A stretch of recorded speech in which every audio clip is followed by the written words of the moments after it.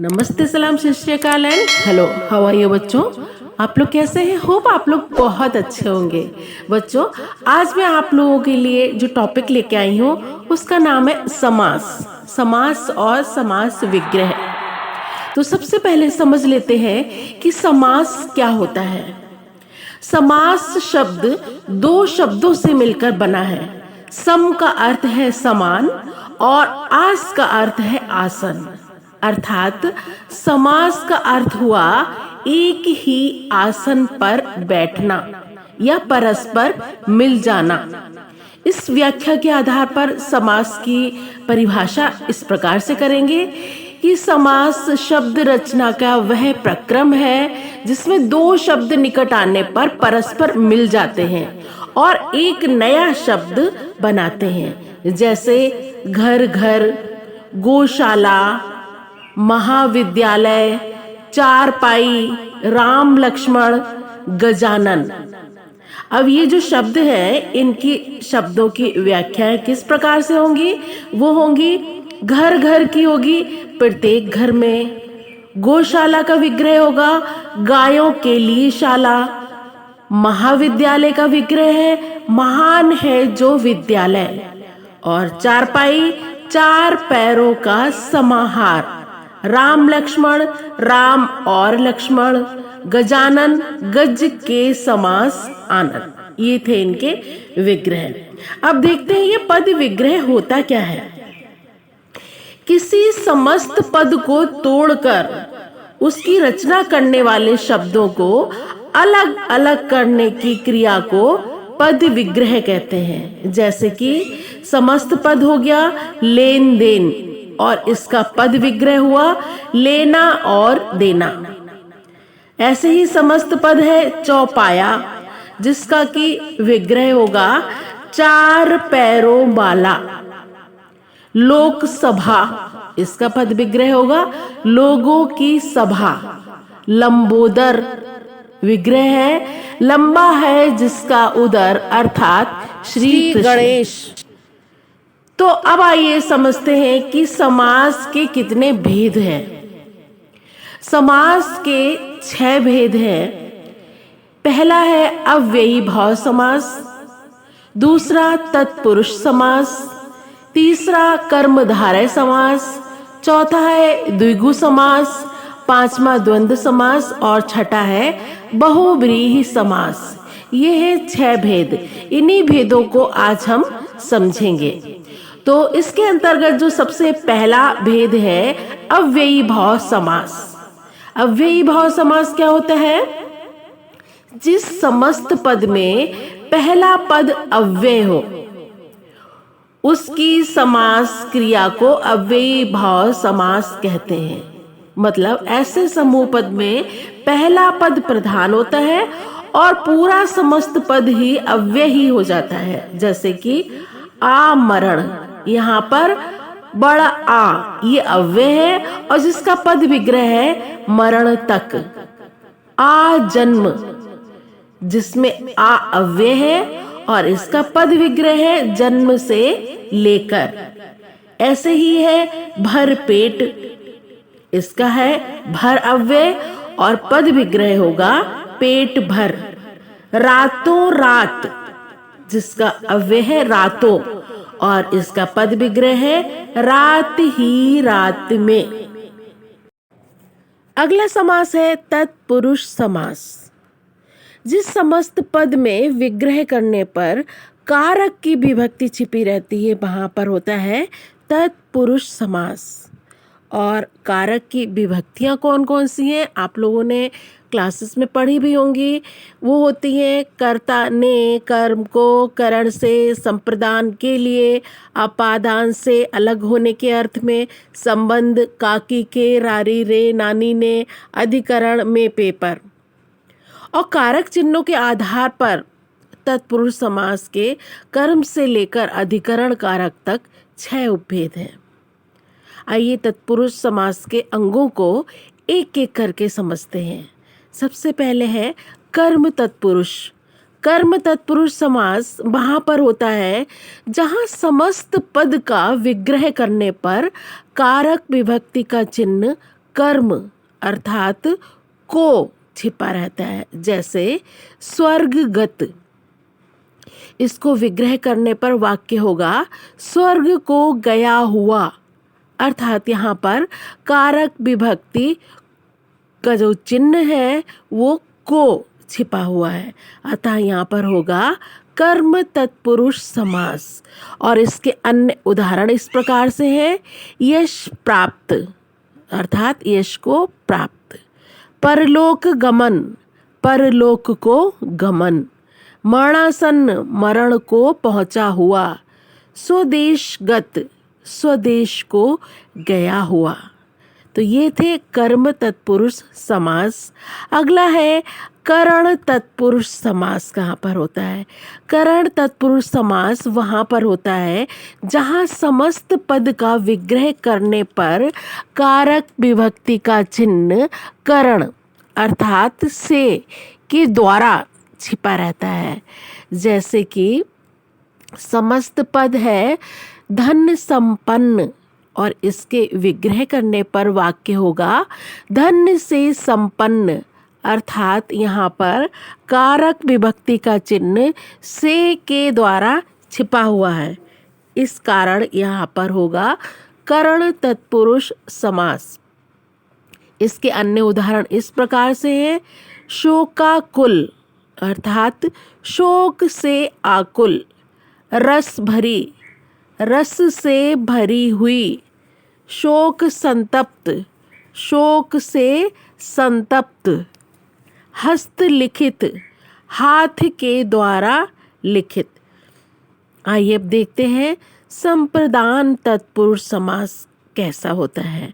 संप्रदान तत्पुरुष समास वहाँ पर होता है जहाँ समस्त पद का विग्रह करने पर कारक विभक्ति संप्रदान अर्थात के लिए छिपा रहता है।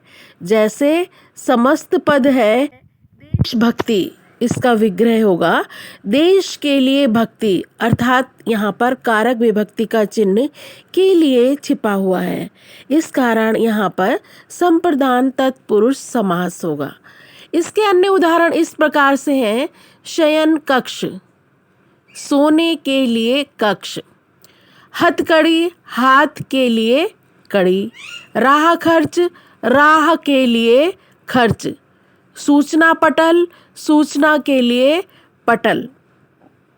आइए अब देखते हैं अपादान तत्पुरुष समास। अपादान तत्पुरुष समास वहाँ पर होता है जहाँ समस्त पद का विग्रह करने पर कारक विभक्ति का चिन्ह अपादान अर्थात से अलग होने के अर्थ में छिपा होता है।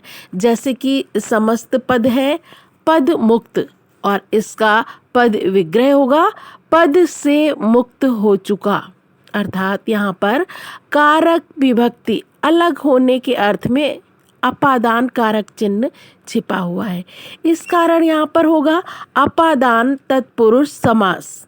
इसके अन्य उदाहरण इस प्रकार से हैं, समस्त पद है ज्ञानहीन, पद विग्रह होगा ज्ञान से हीन, पथ भ्रष्ट, इसका पद विग्रह है पथ से भ्रष्ट, बंधन मुक्त, बंधन से मुक्त, कर्म विमुख, कर्म से विमुख। यहाँ सभी जगह पर है अपादान तत्पुरुष समास। अगला समास है तत्पुरुष समास के अंतर्गत संबंध तत्पुरुष समास। संबंध तत्पुरुष समास वहाँ पर होता है जहाँ समस्त पद का विग्रह करने पर कारक विभक्ति का चिन्ह काकी के रारी रे नानी ने ये छिपा होता है। जैसे कि समस्त पद है राजाज्ञा और इसका पद विग्रह होगा राजा की आज्ञा, अर्थात यहाँ पर पद विग्रह करने पर वाक्य बनता है राजा की आज्ञा, अर्थात संबंध तत्पुरुष समास की जो कारक विभक्ति यहाँ पर छुपी होती है समास में वो है यहाँ पर की छिपी हुई है, इस कारण यहाँ पर संबंध तत्पुरुष समास है।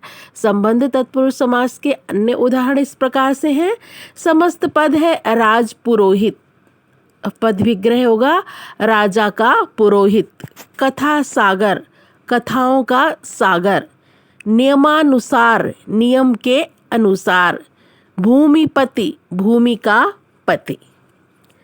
अगला होगा अधिकरण तत्पुरुष समास। अधिकरण तत्पुरुष समास वहाँ पर होता है जहाँ समस्त पद का विग्रह करने पर उस वाक्य में कारक विभक्ति का चिन्ह में, पे, पर छिपा हुआ हो। जैसे कि समस्त पद है युद्ध वीर और इसका विग्रह होगा युद्ध में वीर, तो इसमें कारक विभक्ति का चिन्ह में छिपा हुआ है। इस कारण यहाँ पर हुआ अधिकरण तत्पुरुष समास। अधिकरण तत्पुरुष समास के अन्य उदाहरण इस प्रकार से हैं। समस्त पद है पेट दर्द, इसका पद विग्रह होगा पेट में दर्द। गजारोही, इसका पद विग्रह है गज पर सवार। आप बीती, अपने आप पर बीती। आत्मनिर्भर, स्वयं पर निर्भर। अगला समास है कर्मधारय समास। आइए देखते हैं कर्मधारय समास क्या होता है। कर्मधारय समास के अंतर्गत दो प्रकार के समस्त पद आते हैं। पहले आता है जिन समस्त पदों में पहला पद विशेषण हो और दूसरा पद विशेष्य हो। और दूसरे प्रकार का जो पद होते हैं वो होते हैं इनमें पहला पद उपमेय और दूसरा पद उपमान होता है। जैसे कि समस्त पद है नीलांबर, इसका पद विग्रह होगा नीला है जो अंबर। यहाँ पर विशेषण और विशेष्य आ गया। और नेक्स्ट है एग्जाम्पल चरण कमल, यह है समस्त पद और इसका पद विग्रह है चरण रूपी कमल। इसमें उपमान और उपमेय है। तो कर्मधारय समास के अन्य उदाहरण हम देखते हैं फिर समझते हैं। समस्त पद है मरुभूमि, इसका पद विग्रह होगा मरु है जो भूमि। यहाँ पर है विशेषण और विशेष्य। महात्मा, पद विग्रह होगा महान है जो आत्मा। यहाँ पर है विशेषण और विशेष्य। मुख चंद्र, मुख रूपी चंद्र। ज्ञान धन, ज्ञान रूपी धन। तो ये था कर्मधारय समास। अगला समास है द्विगु समास। द्विगु समास वहाँ पर होता है जहाँ पर समस्त पद का पूर्व पद संख्यावाचक हो और समूह का बोध कराने वाला हो। और द्विगु का अर्थ ही होता है दो गायों का समूह। इस समास के कुछ अन्य उदाहरण इस प्रकार से हैं। समस्त पद है शताब्दी, इसका पद विग्रह होगा 100 वर्षों का समूह। अगला है त्रिवेणी, 3 वेणियों का समूह। पंचवटी, इसका पद विग्रह है पंचवटों का समाहार। तिराहा, 3 राहों का संगम। तो ये था द्विगु समास। अब देखते हैं द्वंद्व समास। द्वंद्व समास कहाँ पर होता है? जहाँ समस्त पद में दोनों ही पद प्रधान हो और उनके मध्य में तथा, और, अथवा इनका लोप हो। अर्थात ये शब्द युग्म होते हैं जिन्हें हम पेयर कहते हैं। जैसे कि समस्त पद है भाई बहन और इसका पद विग्रह होगा भाई और बहन। यहाँ पर भाई और बहन का पेयर है और इनका विग्रह हुआ है भाई और बहन।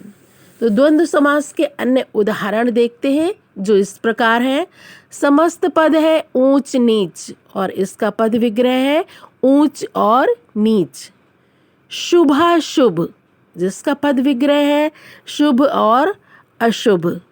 दिन रैन, दिन और रैन। छोटा बड़ा, छोटा और बड़ा।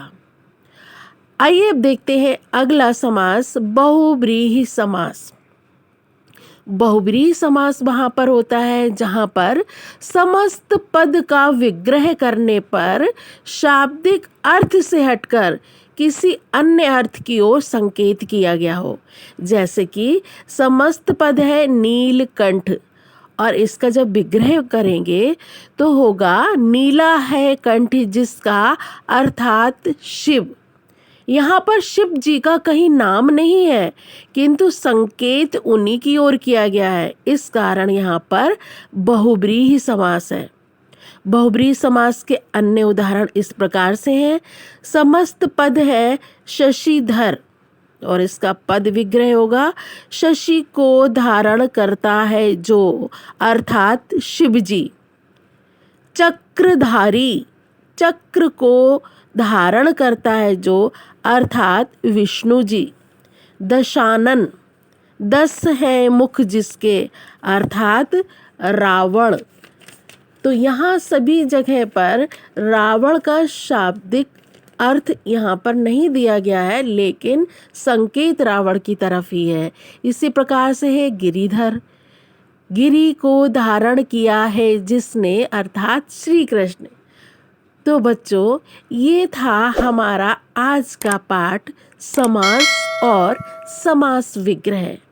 आशा करती हूँ आपको हमारा वीडियो अच्छा लगा होगा और बहुत कुछ सीखने को मिला होगा। यदि आपको हमारे वीडियोस पसंद आते हैं और अभी तक सब्सक्राइब नहीं किया है तो प्लीज़ सब्सक्राइब कर लें, और हाँ, इस वीडियो को अपने दोस्तों में शेयर करना ना भूलिएगा। धन्यवाद।